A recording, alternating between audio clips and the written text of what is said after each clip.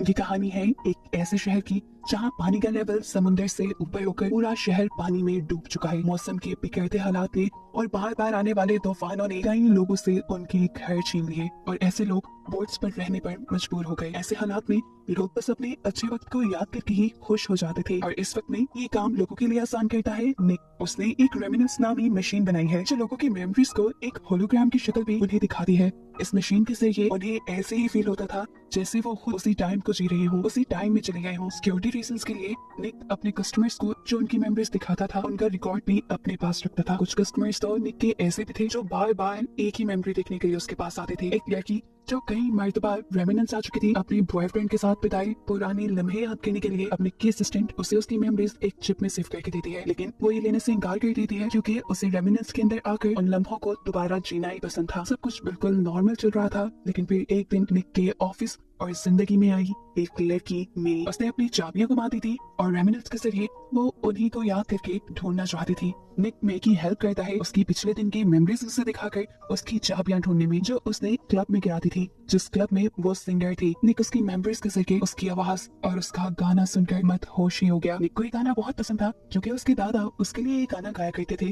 मैं अब यहाँ से चली जाती है और निक की असिस्टेंट उसे बताती है कि मैं अपनी इयर रिंग्स यही छोड़ गई जिसे निक रख लेता है। वो अब अगली रात उसी क्लब में जाता है जहाँ पर मैं गाना गाया करती थी। वो यहाँ मे की गाने की तारीफ करता है और मे को उसके इयररिंग्स पे वापस करता है। बातें करते हुए निक को ये पता चला कि मे का अभी तक कोई दोस्त भी नहीं था। मे उसे उसके साथ घर चलने की ऑफर करती है और निक मान भी जाता है। यहाँ पर ये दोनों काफी करीब आ जाती है। सीन कट होता है और दोबारा हम मे और निक को एक साथ दिखते हैं। वो लोग एक साथ अच्छा वक्त गुजार रहे थे। निक मे से कहता है यादें भी कितनी अजीब होती है ना, बिल्कुल परफ्यूम की तरह, जितनी थोड़ी उतनी ही अच्छी। उसके इस बात का जवाब मैं देती है तुम्हारे पास शायद अच्छी यादें हैं लेकिन मेरे पास नहीं। ये कहती है सीन से कट होता है और हम निक को उसी की रेमिनेंस के अंदर दिखते हैं। मालूम हुआ कि अभी जो कुछ भी हमने देखा वो सब की सब बस निक की यादें ही थी। जब से मैं उसे छोड़ के गई थी वो इस सदमे से बाहर नहीं निकल पा रहा था। वो हमेशा यही सोचता था कि उसके प्यार में क्या कमी रह गई कि मैंने उसे धोखा दे दिया। क्या मैंने उसे धोखा देने की या कहीं जाने की बात की थी? ये जानने के लिए वो हमेशा अपनी मेमोरीज को देखता रहता था।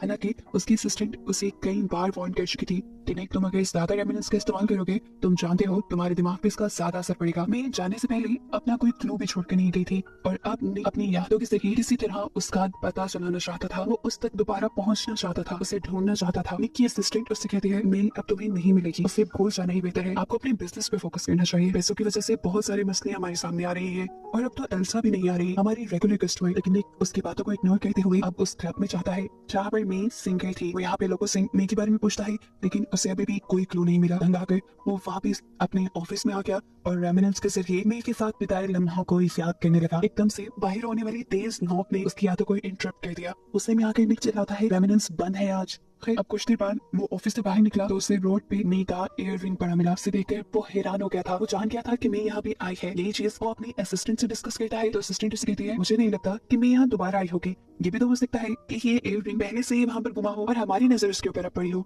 अच्छा छोड़ो, काम पे ध्यान देते हैं। आप जानते भी हैं कि इंटेलिजेंस का प्रोजेक्ट मिला हुआ है, कुछ भी गड़बड़ी हो गई तो लेने के देने पड़ जाएंगे। इस टाइम इन्हें एक मुजरिम की मेमोरीज को रिकॉर्ड करना था जो कि एक ड्रग माफिया के लिए काम करता था। फिर अब बस वो मरने के करीब था।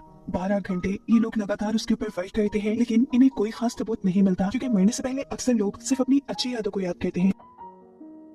अभी लोग बातें ही कर रहे थे कि अचानक उस लेटे हुए आदमी को अपनी 5 साल पुरानी याद आती है जिसमें वो ड्रग माफिया मौजूद था और साथ ही इसी लेटे हुए आदमी के साथ में को मे भी नजर आ जाती है और उसे अब ये जानने का तजस्सुस हो जाता है कि आखिर मे का इस आदमी के साथ क्या ताल्लुक था। यहाँ पुलिस अपनी इन्वेस्टिगेशन के लिए रेमिनेंस में लेटे हुए इंसान से कुछ सवाल पूछते हैं और ऐसा करने पे उस आदमी को झटके लगना शुरू हो जाते हैं। निक पुलिस वालों से माइक अपना वापस ले लेता है और इस आदमी की यादों को रिवाइंड करने लगता है जहाँ पर मे थी। वो सर्च करता है इस आदमी के दिमाग में कि आखिरी मर्तबा वो मे से कब और कहाँ मिला था। आखिरी मर्तबा इस आदमी ने मे को ड्रग माफिया के साथ देखा था। वो पहले उस ड्रग माफिया की गर्लफ्रेंड थी और साथ ही साथ वो ड्रग एडिक्ट भी बन गई थी। अब इसी के माइंड से निक को पता चलता है कि थोड़ी ही अरसे बाद में उस ड्रग माफिया के पास से बहुत सारा पैसा चुरा कर भाग गई थी। यहाँ से अब निक डिसाइड करता है कि वो इस ड्रग माफिया के पास जाएगा और मे का पता चला कर ही रहेगा। वो इस ड्रग माफिया के पास पहुंचा और उसने कहा कि मुझे तुम्हारे पास मे ने भेजा है। इससे पहले कि वो कुछ और बातें कर पाता ये ड्रग माफिया उसे पहचान लेता है। उसे पता चल जाता है निक वही इंसान था जिसके पास में गई थी ट्रक माफिया को छोड़कर। वो निक से कहता है,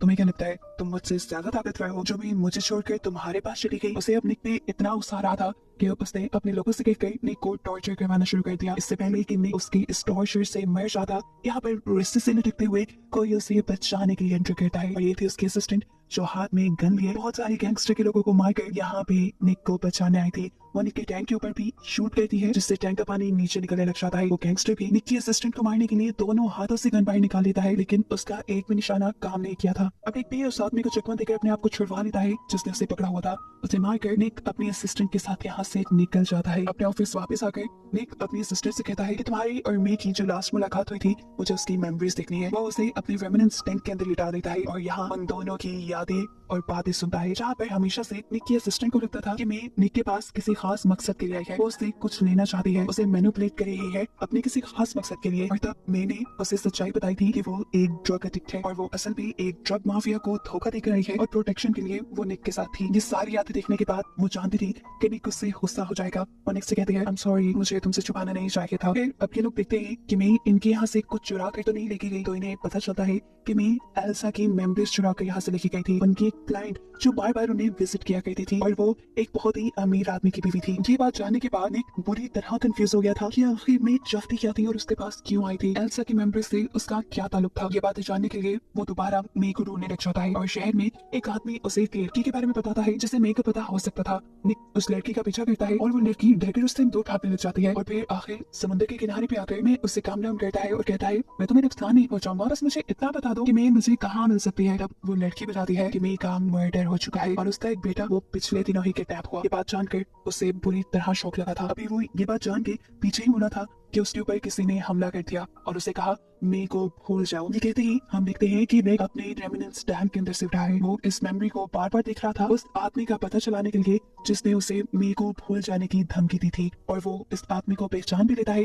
कि ये एक पुलिस ऑफिसर था जो इलीगली ड्रग माफिया के लिए काम करता था। अब निक एल्सा के बारे में इंफॉर्मेशन इकट्ठी करना शुरू कर देता है क्योंकि उसे लग रहा था कि एल्सा की इंफॉर्मेशन निकालते हुए वो किसी तरह मे तक पहुंच जाएगा। उसे मालूम होता है कि एल्सा का एक बहुत ही अमीर बॉयफ्रेंड था जो असल में शादीशुदा था और उसका एक बेटा भी था। एल्सा के बॉयफ्रेंड के मरने के बाद उसके बॉयफ्रेंड का बेटा एल्सा को मरवाना चाहता था ताकि उसे प्रॉपर्टी में से कोई हिस्सा न देना पड़ जाए और शायद उसी लड़के ने मे को यहाँ पर भेजा था एल्सा की मेमोरीज चुराने के लिए। फिर एक दिन निक रोड पे चल रहा था तो उसे एकदम से रोड पे चलते हुए मे नजर आई। वो उस लड़की का पीछा करता है और वो लड़की भागते हुए एक कमरे में आ जाती है। उस कमरे में जाने पर निक को पता चलता है वो लड़की मे नहीं है, लेकिन यहाँ पर एक अच्छी चीज ये हुई थी कि वो जिस आदमी के पास भाग कर आई थी वो वही करप्ट पुलिस ऑफिसर था जो निक को मे को भूल जाने की धमकी दिया करता था।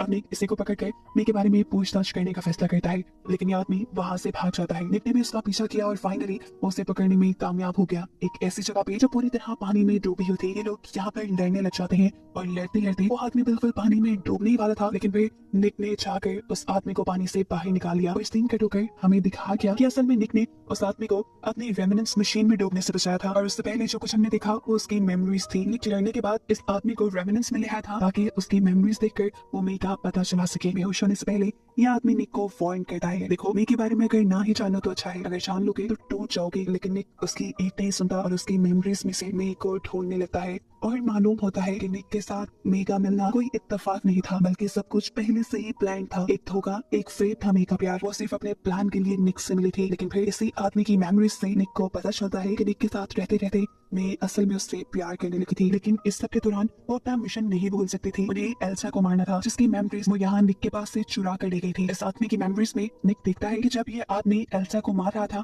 तब मैं अपने बेटे को लेकर वहाँ से कहीं चली गई थी, जिसके बाद इस आदमी को मे का कुछ पता नहीं चला। ये देखकर मे को झटका लगता है, लेकिन फिर उसे ऐसा एहसास हुआ कि ये जितनी उसने याद देखी है ये अधूरी है। इसके बाद भी मे की कुछ यादें उस आदमी के दिमाग में थी जिन्हें वो उस आदमी को टॉर्चर करते हुए प्ले करता है। तो उससे मालूम होता है कि मे इस आदमी को दोबारा मिली थी। असल में वो दोबारा निक से मिलने के लिए ही उसके रेमिनेंस सेंटर आई थी, लेकिन वहीं पर इस आदमी ने उसे पकड़ लिया क्योंकि अब वो मे को अकेला छोड़ नहीं सकता था। मे उसके किए हुए मर्डर की विटनेस थी। इस आदमी के दिमाग में मे कई मर्तबा अपने प्यार का इजहार निक से करती है क्योंकि कहीं ना कहीं वो जानती थी कि निक उसे ढूंढते हुए इस आदमी तक जरूर पहुंचेगा।